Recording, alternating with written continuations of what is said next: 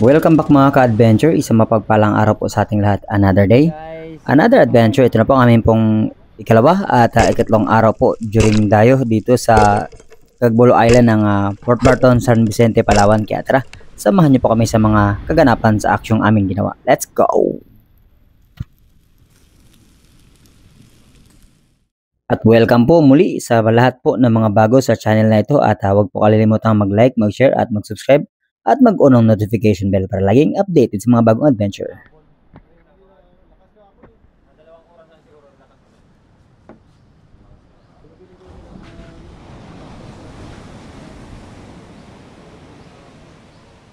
Ang ganda ng sikat ng araw mga ka-adventure, ang ganda ng tanawin at ang ganda pakinggan ng tunog ng nature dito sa area at sobrang napakapayapa na para bang walang nangyaring masamang panahong dumaan kagabi.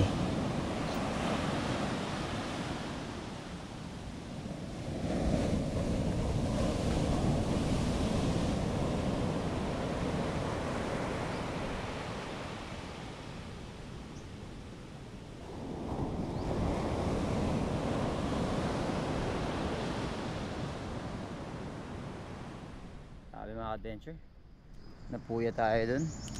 Every time hahampas yung alon kagabi, feeling ko parang mawawash out yung speedboat. And ayun, sa Kanipo 15 yung boats na mga nasira. Grabe, unexpected. Biglang lalakas. Talaga. Palo muna tayong tubig mga ka-adventure, ang makapagkape naman at sain na rin. Kasi mag-adventure na naman tayo ngayong araw. And then samahan niyo po kami. And again, thank you so much Lord sa guidance and safety. To God be the glory. Let's go. Good morning mga ka-adventure. At dahil matagal ang proseso ng pagluluto mga ka-adventure, dahil sa kahoy nga lang kami magluluto, gawa ng hindi nga fit yung burner ng kalan na amin pong dala-dala, ay nanungkit muna sa native channel ng buko para gumawa kami ng lamaw. At ito ang amin pong iaalmusal bago kami sumugod sa pamamana sa aming ikalawang araw.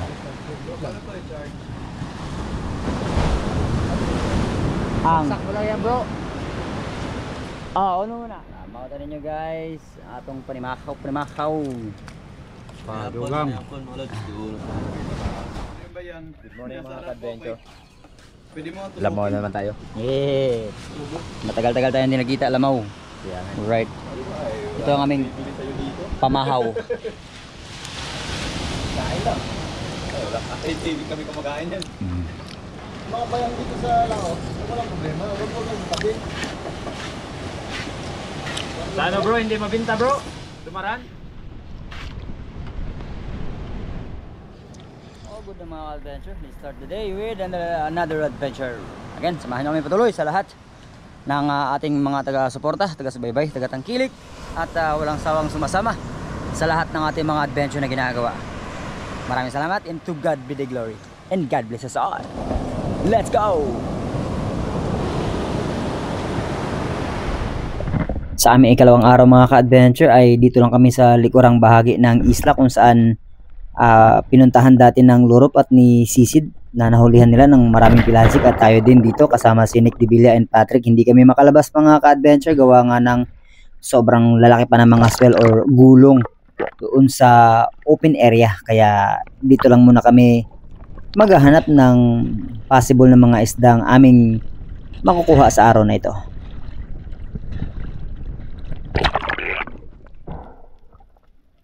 Matagal din kaming nanisid mga ka-adventure at kanya-kanya ng spot. Hinalugad namin yung area kung saan kami makahanap ng malinaw na visibility at mga target na pwede pong makuha natin by this time, pero sobrang napakalabo po at hindi kaya yung gulong sa outer part, kaya kalaunan ay nag-decide din kami na let's call it a day at magpahinga na lang muna at mag-ready sa araw ng bukas dahil mas gaganda ang lagay ng panahon. Sobrang dami kasi ng amount ng ulan na humalo sa dagat mga ka-adventure, kaya sobrang labo at dito sa Barton ay yan ang isa sa mga problema, or maging sa buong puerto kapag malapit talaga sa mainland yung spot, umulan lang ng ilang araw ay talagang sobrang nakaka-dismaya na. Gawa nga ng madaling lumabo ang visibility dahil sa naglalakihang mga ilog. Kaya ito rin yung isa sa rason dati kung bakit ako talagang nag-decide na bumalik ng Kanipo at doon magpatuloy sa paggagawa ng content na pamamana, dahil nga mas mahaba yung kalmadang panahon na walang ulan at talagang malinaw ang visibility. Plus marami pang isda. Pero since na kailangan nating magpatuloy sa adventure kapag umuwi tayo dito sa puerto para makasama ang aking pong pamilya, kailangan nating maghanap pa rin ng mga area na makakapag-adventure tayo.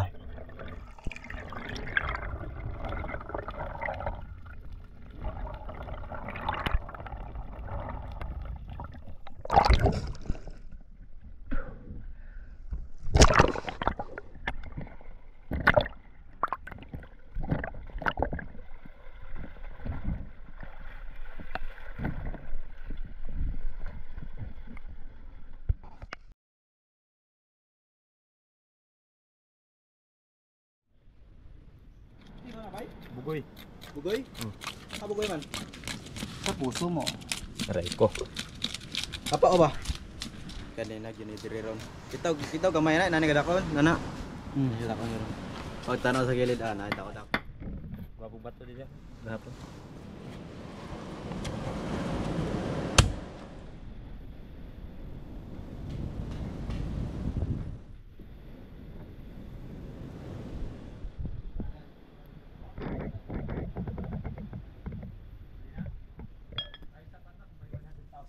Rico, grabe naman gasolina yan, 100,000. One week. One week lang. Isang trip lang yun Oo. Baka magtanong kasi kung magkano pang gagastusin, di ba? Kinilaw. Ngayon? Ala Raymond Lao. Kinilaw by week.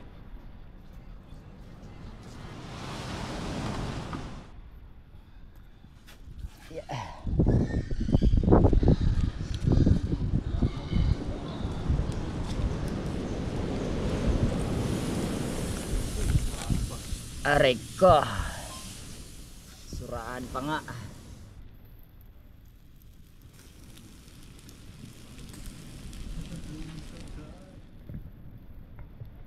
Isang magandang tanghali po sa inyong lahat. Ayan. May nag-video pa. Yan mga adventure. Nag-live kasi tayo kaya hindi natin na video nating pagkain. Pero ganun pa man. Ayan. Tuwad pa rin, tuwad. Kinilaw, hindi masyado napansin dahil sa suran. Tapos sinigang na blue bone, and then may panghimagas pa. Panghimagas pang pinya. Okay. Diyan ito dia.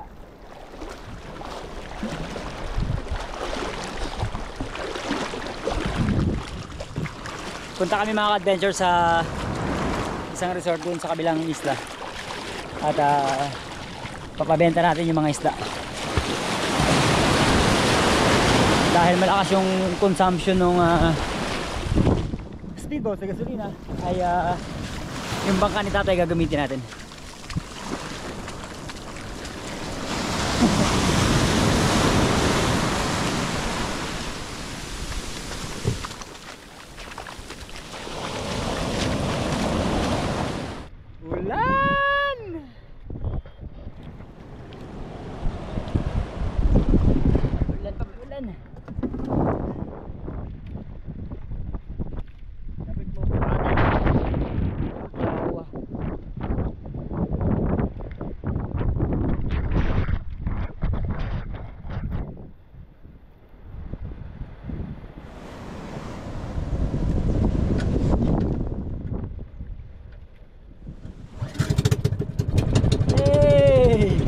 Panis!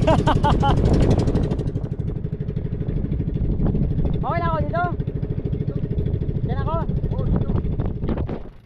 Pagkatapos man ng halian mga ka-adventure, nagtungo kami ni tatay sa kabilang isla para ibenta yung amin pong mga huli dahil wala na kaming ice. Sige. Kung example, dalawa lang ako sa foreigner. Sige. Tangigi, sige. Kini. Kininta ko. Lapo. Oh, lapo. Lapo-lapo. May kauban ka ba? Wala kay kauban. Sa tatay ra. Tara, ubanin na. Tay! Ipalihog ko. Kuyog tay be, dala tay. Kuyog ito sa guard tay. Okay. Yeah. Kuyog ito tay, kuyog niya.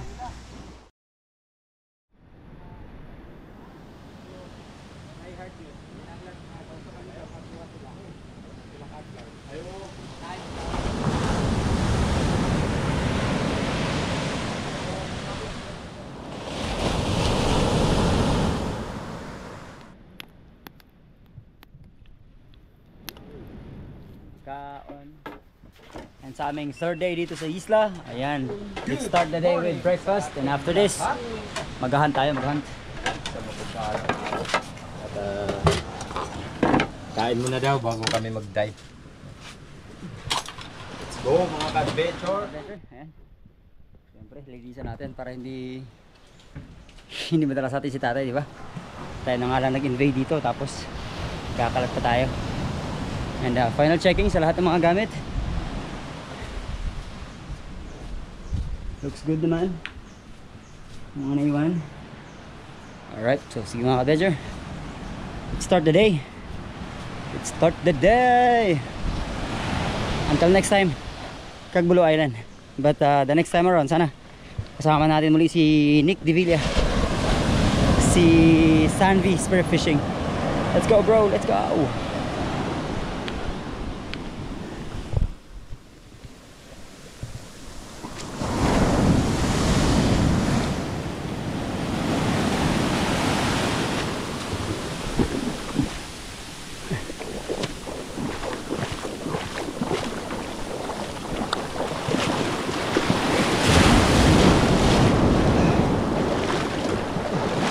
Ang laki!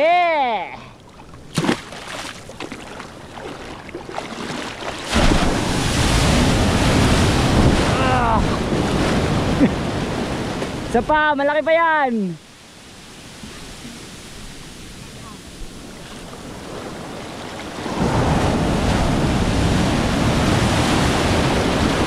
Last one! Ha?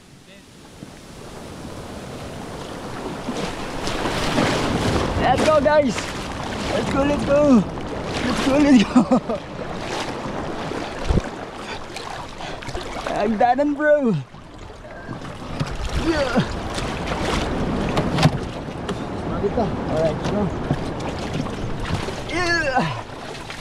Okay kayo! Let's go! Agad, agad! Let's go, Cap!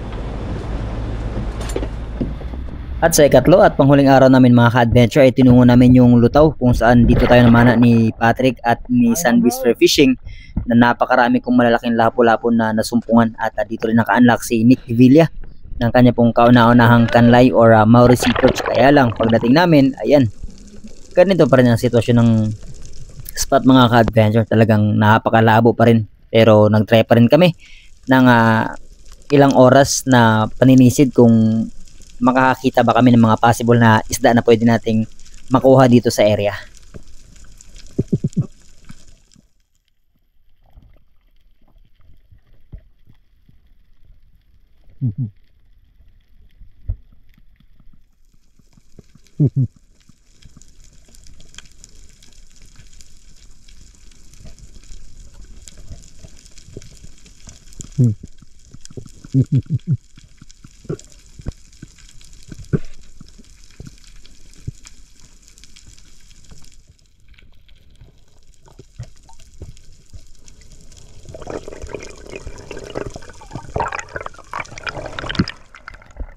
Sa ganitong sitwasyong malabo mga ka-adventure, ang sistemang ginagawa is one down, one up, at dapat magkakalayo kayo ng konti na lang sa ganun ay maging ligtas ang pamamana. Dahil kinabahan akong bigla mga ka-adventure dahil sa aking muling paninisid. Habang malapit na akong dumating sa ilalim, sa likuran ko ay natanaw ko si Raymond Lau. Mga siguro 10 meters lang yung distance, at baka mamaya bigla may sumulpot na malaking isda. Sa pagitan namin dalawa ay magkapanaan kami, kaya talagang hindi advisable ang paghahunt ng sabay kapag sobrang labo.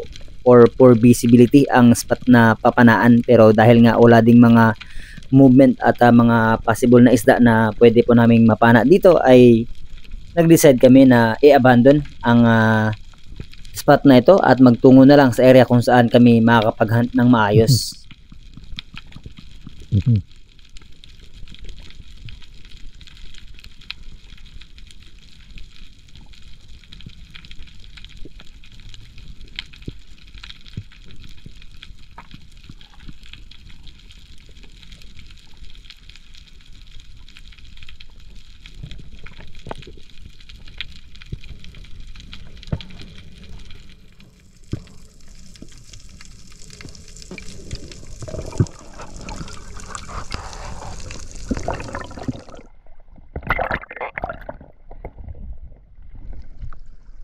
Abort! Labo na, nakakahilo pa!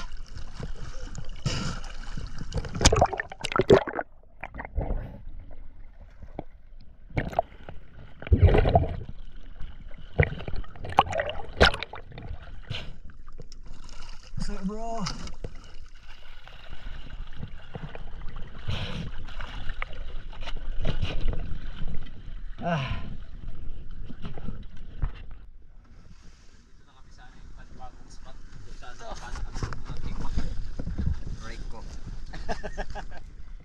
Bumalik kami sa Middle Rock mga ka-adventure, na ito ay nasa loob or nasa pagitan ng dalawang isla, kaya medyo nabablock ng konti yung mga halos tag 2 metrong swell. At sa ating unang pagsisit ay chinistan ko itong kawayanon or talakito, kaya lang hindi naman natin na-meet yung distance mga ka-adventure. Nandito pala ako sa area kung saan pinanaan ni Native Channel at bugoy ng King Mac.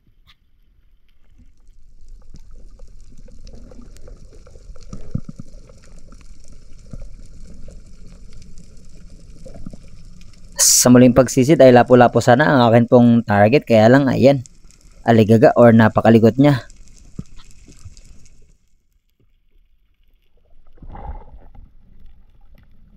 At pagkaahon ko mga ka-adventure, maya-maya lang ay nagsagawa naman tayo ng panibagong paninisid dahil may kasama palang 2 malalaking lapo-lapo, yung lapo-lapong sumukso kanina, at dahan-dahan ko itong sinundan kung saan ito magtutungo at dahan-dahan din itong bumababa sa kanya pong bahayan or tinitirahan. At inabot na po ito ng 15 to 16 meters po ang lalim, plus hinahabol ko pa siya, kaya nung napansin ko na medyo lumalalim at humahaba na ang akin pong bottom time ay hindi natin pinilit at hinayaan na lang itong lumayo at antayin na lang nating lumabas mamaya para i-hunt muli.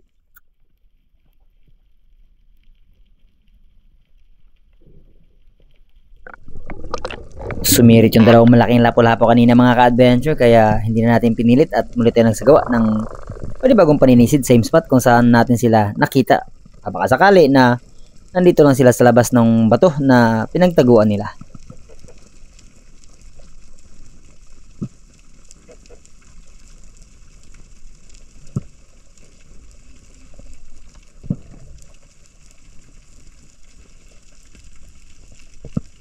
Hindi ko nakita yung 2 malaking mga ka-adventure, pero since na may lapo-lapo pa rin ako nakita dito, eto na lang yung pinagtuunan natin ng pansin. Ayan, medyo kumaripas pa ng konti pero buti huminto siya. Kaya lang, nung pag-pull natin ng trigger, napababa naman ang tama, kaya nakawala mga ka-adventure.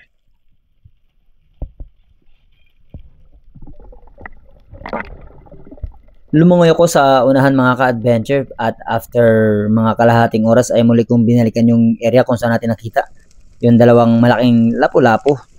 Expecting na sana ay mamit natin silang muli, at nung pagkalapit ko sa bottom part mga ka-adventure ay dahan-dahan ko nang natatanaw yung 2 malaking lapu-lapu, kaya dinahan-dahan ko na rin po silang ginapang and trying to close the gap kasi naglalakihan talaga mga ka-adventure. Mga mahigit 3 kilo na ang timbang po ng bawat isa dito sa 2 lapu-lapong nakita natin.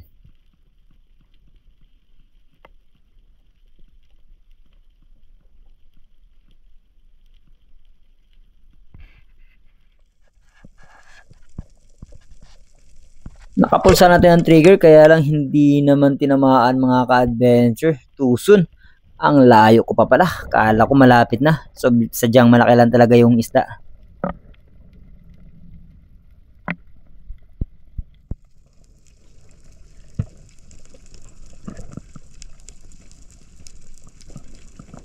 Pero move on tayo mga ka-adventure at muli na naman tayo nagsagawa ng panibagong paninisid, pananambang dito sa kalagitnaan ng Middle Rock at yung main island po na kung saan feeling ko ay passage din talaga ito ng mga naglalakihang isda. Kaya lang sobrang tamlay talaga nung pagkakataong ito dahil wala pong agos. Siguro kapag may time na active yung agos dito, active din yung mga naglalakihang isda or mga pelagic dito.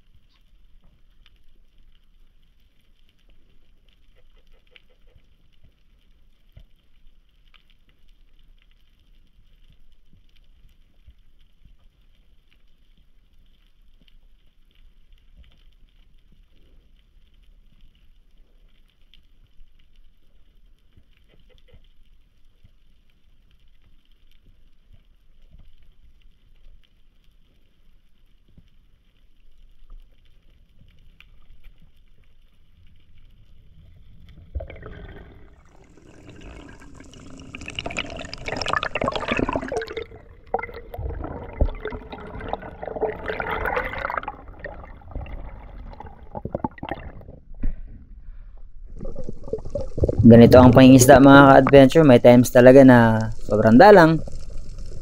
May times naman na sobrang dami ng isda. Pero ganun pa man, hindi po ako pwedeng tumigil sa paggawa ng mga adventure. Kahit saan man tayo makarating. Ang importante ay gumagawa pa rin tayo ng adventure at makapag-upload ng video dahil mali po sa lilibang sa ating po mga tagapanood, taga-subaybay sa lahat ng mga Pilipino at mga kababayang nasa labas ng bansa na patuloy pong tumatangkilik sa atin ay kailangan kong magpursige dahil ang pagbablog po or paggawa ng ganitong klase ng content ang akin ng ibinubuhay sa akin pong pamilya. Kaya kung wala akong upload, wala din kaming kikitain ni native channel. Kaya ang kailangan po namin gawin ay lumaban pa rin kahit may mga times na nakakadismaya. May times din naman na sobrang saya. Pero ganun talaga ang buhay. Sometimes nasa itaas tayo, sometimes nasa ibaba. Ang importante, patas lang tayo at hindi tayo nang arkibyado ng kapwa.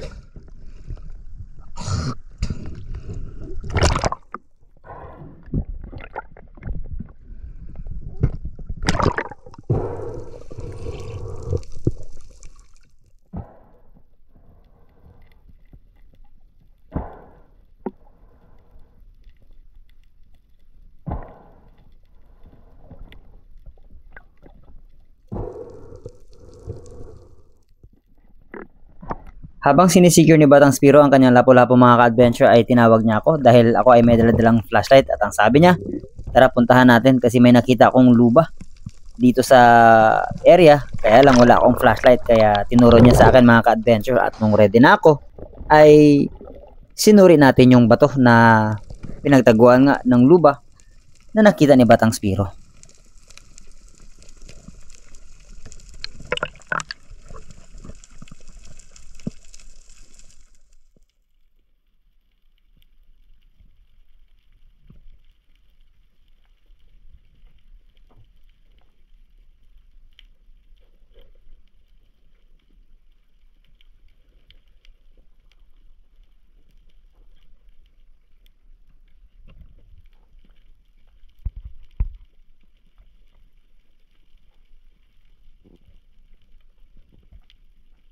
Napakalalim ng butas ng mga bato mga ka-adventure at nagsanga-sanga na at connected sa mas malaking bato doon sa kabilang side ang butas kaya napakahirap hanapin po. May nakita sana ako mga ka-adventure yung purple cod kaya lang nung pagtion ko naman ng pana ay hindi magkasya. Sobrang haba po ng pana natin unlike nung panggabi sana pwede nating dukutin kaya lang mahirap na tapos overpower pa. Baka ma-stuck pa yung shaft natin.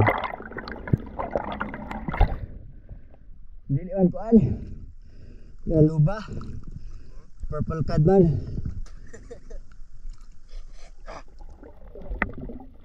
Wala din kami halos masyadong malaking huli mga ka-adventure kaya nung napansin ko na talagang walang chance na may mga pelagic na dumaan nagkuridas na ako mga ka-adventure. Pero syempre kinuha lang natin yung kakailanganin natin at madalas ay hinahanap ng mga tao dito sa Barton kapag bumibili sila ng isda dahil nga sa kanilang active na turista dito sa area. Kaya nung nakita ko yung mga labahita at singsingan, atin na itong pinagtiyagaan.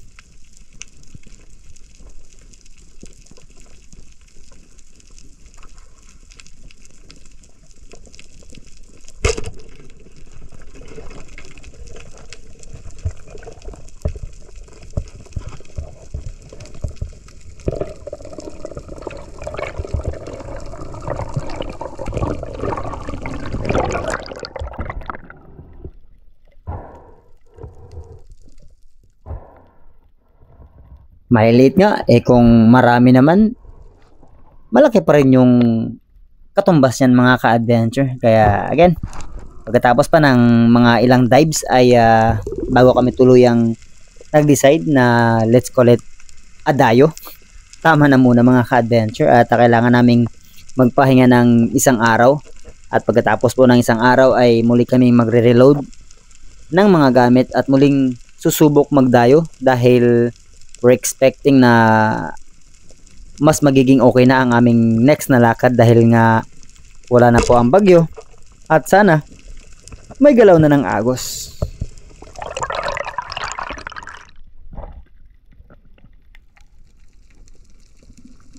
Muli ako nagsagawa ng panibagong paninisid mga ka-adventure along the way bago ako bumalik sa speedboat kasi may nadaanan akong lapu-lapu. Buti na lang ay nasecure pa natin ang isang to bago tayo tuluyang umahon.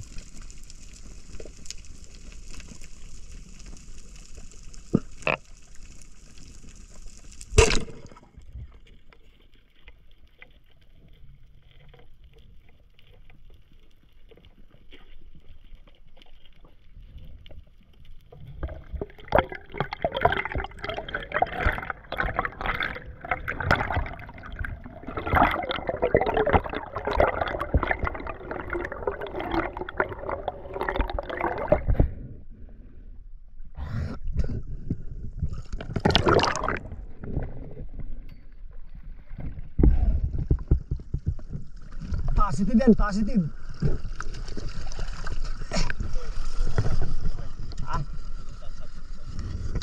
Bugay? Yan si Bugay? Ay, may bayang, paborito niyan. Oo.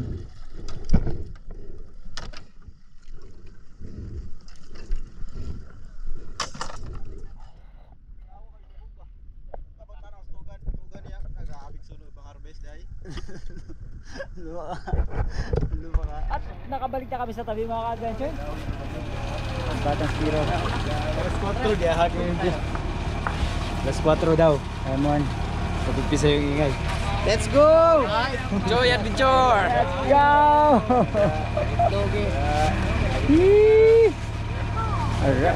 Hey guys, you wanna say something? Shout out to mga taga-adventure. Shout out!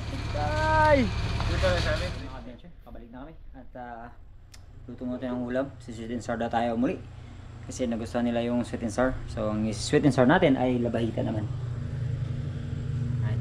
So nagsaing na rin muna ako. So sige. Let's go.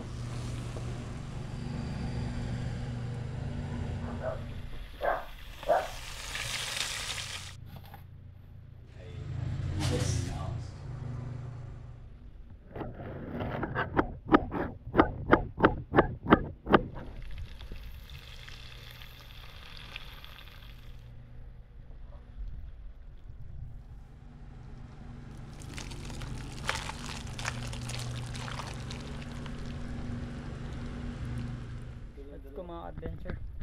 Kain. Sweet and Sour.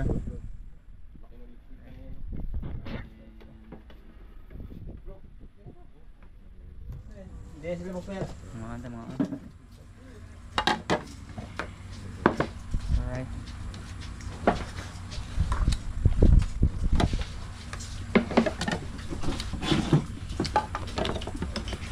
May import, dumayo galing Tindog. Siyempre. Let's go. Dahil special ka, may pasobra. At siyempre. So, baka naman. Baka naman. Marami ng Pasko. At hanggang dito na lang po muna ang adventure natin mga ka-adventure. And again, thank you so much po. And we'll see you po sa ating susunod na adventure. Maraming salamat. To God be the glory. And God bless us all. Let's go!